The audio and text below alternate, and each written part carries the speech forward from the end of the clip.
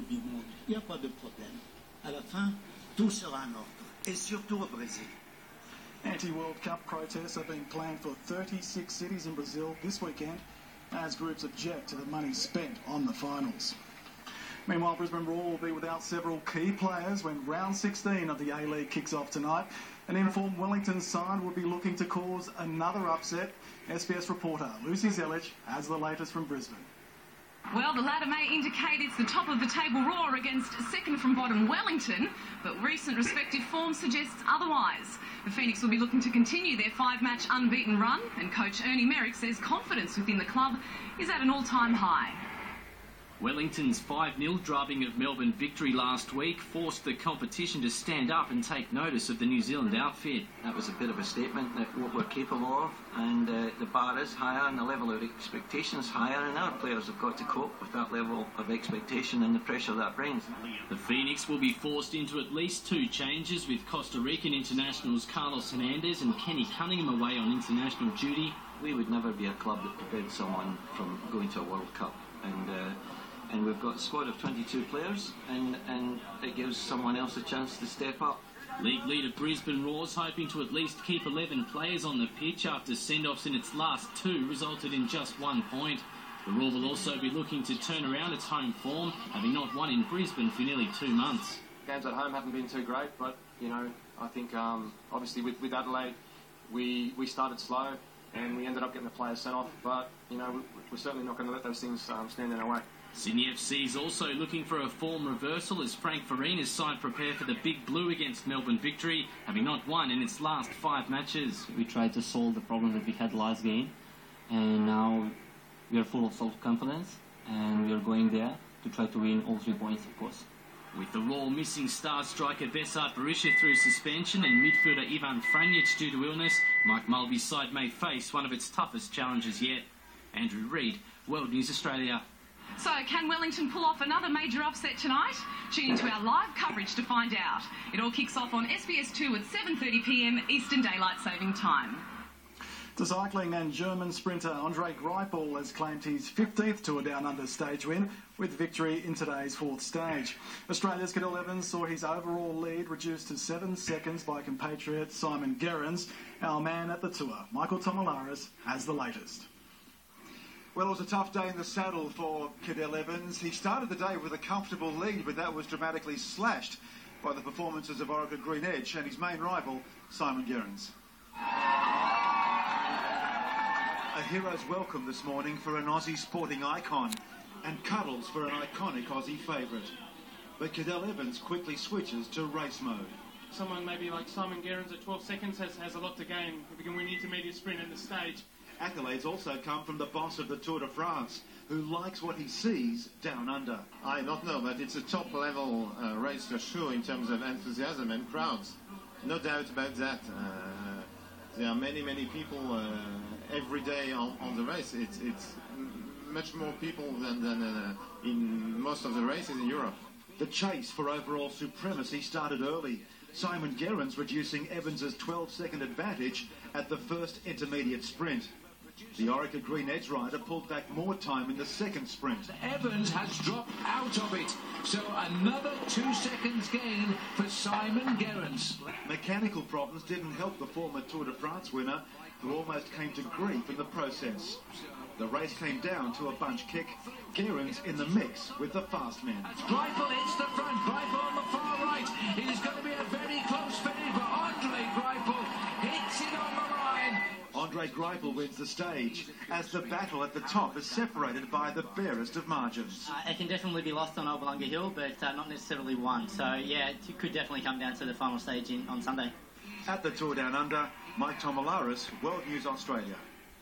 To tennis, and Stanislas Wawrinka says he's looking forward to a possible first ever all-Swiss final at the Australian Open.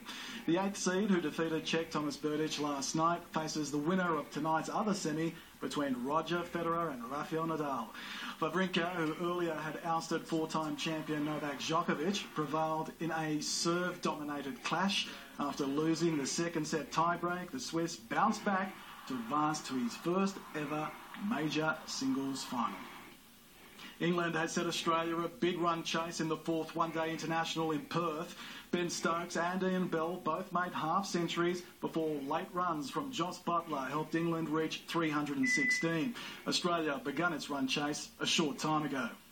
We have a special World Cup. Stand-in skipper George Bailey won the toss and sent England in after plenty of successful run chases already this summer. Visitors took the opportunity to get stuck into the bowlers. Oh, good shot. Alistair Cook smashing his way back into form. Good stroke. Powerful hit. Ian Bell following his captain's lead with 2 identical boundaries as England piled on 69 in the first 10 overs. Even better. A crisper hit. But a change of pace did for the skipper on 44. Bowled in. Bell continued on though, and a misjudgment from James Pattinson in the deep helped him reach 50. England then got 2 lives in an over. First Bell. Bell dropped at first slip. Then Stokes, both dropped by Sean Marsh. Another edge, and that's down also. It's another tough chance to Sean Marsh. On 55, Bell's luck ran out. Fine leg, that's how you do it. Stokes, though, was in supreme form, bringing up his 50 in style. That one. There's been smashed down the ground. Gary Ballas made just 18 before another slower ball did for anchorman Stokes after reaching 70. Wade gets underneath it. And Stokes falls. Then it was the Jos Buttler show. Oh, it's hammered. The 2020 specialist smashing sixes at will. It's up in the air. He's got plenty on it, though. Mitchell Johnson was taken for 70 runs off his 10 overs. That's a huge hit. Butler blasted 71 from just 43 deliveries. Oh, that's gone. That's gone a long way. Australia with plenty to chase. Glenn Osborne, World News Australia. Meanwhile, Hobart has claimed the remaining spot in the Big Bash League semi-finals after beating the Brisbane Heat by 40 runs. An 87-run knock from opener Ben Dunk helped the home side amass 7 for 209 before restricting Brisbane to 8 for 169 in reply. The Hurricanes face the undefeated Melbourne Stars in the Final Four next month. Finally in sport, we continue our FIFA World Cup series on all 32 finalists. Tonight, we focus on the champions, Spain, who nearly 4 years ago finally lived up to expectations. Spain had been the ultimate underachievers of the World Cup until one July night in 2010. Iniesta scores! Surely the winning goal for Spain! Spaniards across the world erupted in celebration. I was on a floor, like a 5-minute crying. My wife was asking me, what are you doing? Why are you crying? You never cry like this for me. The world champions qualified for Brazil 2014 without losing a game. Now they're drawn in a tricky group consisting of Holland, Chile, and of course the Socceroos. When Australia plays somebody else, I like Australia to win. And when they play with Spain, I don't know. And I played in the end, you know, and I won, and that they do the best. If I can choose, I want that Spain and Australia go to the next round. While Spain has a squad full of world-class talent, there's one player in particular who stands out. As the goal scorer in the 2010 final, Andrés Iniesta will forever be etched in Spanish football folklore. He's still a key figure for La Furia Roja. Andrés Iniesta is, for me, is the best player in the world. If you, me, or anyone play with Iniesta, we don't play well. Following 3 straight major tournament wins, many are concerned Spain's luck has run out. But there's still hope of becoming the first country since Brazil in 1962 to successfully defend the title. I think that Spain will be one of the teams that have a lot of chance to win this World Cup.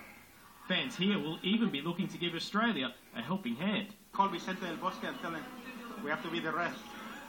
Creating history in Brazil will be met with just as much celebration as it was in South Africa 4 years ago. Vitor Sobral, World News Australia.